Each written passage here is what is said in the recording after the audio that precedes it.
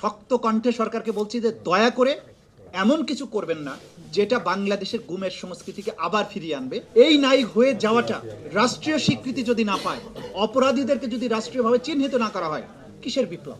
এই বিপ্লব তো ব্যর্থ বিপ্লব হয়ে যাবে। বিচারের প্রশ্নে কোনো আপোষ করা সম্ভব না, করা যাবে না, আপনাদেরকে করতে দেবও না আমরা। আমি বলবো এই দিনের অবসান ঘটাতেই হবে, কারণ এই দিনের যারা জন্ম দিয়েছিল, অন্ধকার যে অধ্যায়ের জন্ম দিয়েছিল, তাদেরকে আমরা পরাজিত করেছি। কিন্তু স্বাধীনতা অর্জনের চেয়ে স্বাধীনতা রক্ষা করা কঠিন। সেই কারণে পরাজিত হবার পরে এই বিজয়টাকে চিরস্থায়ী করতে হলে এদের বিচারটাকে এনশিওর করতে হবে। এই ব্যাপারে কোনো আপোষ রাষ্ট্র করতে পারবে না, আমরাও সেটা বহন করতে পারবো না, জাতি হিসাবে আমরা এটা সহ্য করতে পারবো না। কারণ আজকে যদি এই গুমের সংস্কৃতিকে বন্ধ করতে না পারি, তাহলে কালকে আমি নাই হয়ে যাব, কালকে পরশুদিন আমার সন্তানরা নাই হয়ে যাবে। আজকে যারা মন্ত্রী আছেন, আজকে যারা এমপি আছেন, যারাই থাকুক, তারাও একদিন এক এক করে নাই হবে। কারণ আজকে যিনি স্বরাষ্ট্রমন্ত্রী, তিনিও একদিন নাই হয়ে গিয়েছিলেন। ইলিয়াস আলী সাহেবের মতো দোর্দণ্ড প্রতাপশালী নেতা ছিলেন, নাই হয়ে গিয়েছেন। ব্রিগেডিয়ার আজমির মতো একজন চৌকস আর্মি অফিসার নাই হয়ে গেছেন। ব্রিগেডিয়ার হাসিন নাই হয়ে গিয়েছেন। মারুফুজ্জামান নাই হয়েছেন। ইকবাল চৌধুরীরা, আপনারা যারা, হুমায়ুন কবির সাহেব, যারা আছেন, তারা তো সমাজের যেনতেন ব্যক্তি ছিলেন না, তাদেরকে তো নাই করে দেয়া হয়েছিল। এই নাই হয়ে যাওয়াটা রাষ্ট্রীয় স্বীকৃতি যদি না পায়, অপরাধীদেরকে যদি রাষ্ট্রীয়ভাবে চিহ্নিত না করা হয়, কিসের বিপ্লব? এই বিপ্লব তো ব্যর্থ বিপ্লব হয়ে যাবে। এই ব্যর্থ বিপ্লব আমরা ধারণ করতে পারবো না, আমরা সহ্য করতে পারবো না এটা। সুতরাং বিচারের প্রশ্নে কোনো আপোষ করা সম্ভব না, করা যাবে না, আপনাদেরকে করতে দেবও না আমরা। দ্বিতীয় কথা হচ্ছে, ভবিষ্যৎ যে সমস্ত গুমের আশঙ্কা রয়েছে, সেগুলোর ব্যাপারে দুটো আইন অন্তর্বর্তীকালীন সরকার করেছিলেন, সেগুলোকে ল্যাপস করে দেওয়া হয়েছে। বলা হয়েছিল যে আরো চমৎকার করে দুটো আইন করা হবে। প্রস্তাবিত দুটি চমৎকার আইন আমাদের কাছে আছে।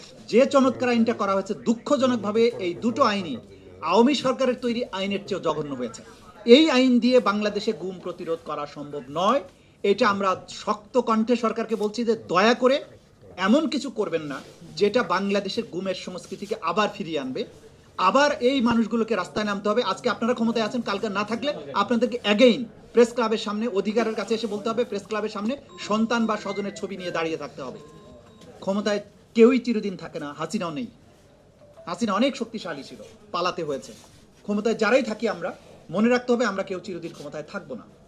কিন্তু এই দেশটাকে এমন একটা পর্যায়ে রেখে যাওয়া উচিত প্রত্যেকে, যাতে সেই দেশে আমি, আমার সন্তান, আমার পরবর্তী প্রজন্ম নিরাপদে থাকে।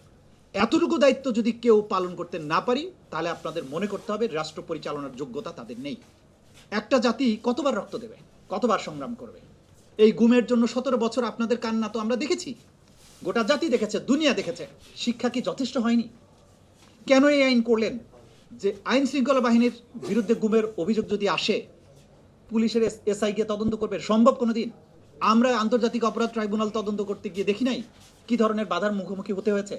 তো পুলিশের সাব ইন্সপেক্টর কি মামলা নিতে সাহস পাবে যদি কোনো ঊর্ধ্বতন বাহিনীর কোনো ঊর্ধ্বতন অফিসারের বিরুদ্ধে গুমের অভিযোগ আসে? কি আইন করেছেন এগুলো?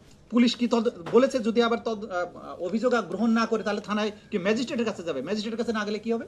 ম্যাজিস্ট্রেট তো সাধারণ আইনের ক্ষেত্রে কি ম্যাজিস্ট্রেট নেয় না, ডিসমিস করে দেয়। তা আপনি সন্তানের ছবি নিয়ে রাস্তা রাস্তা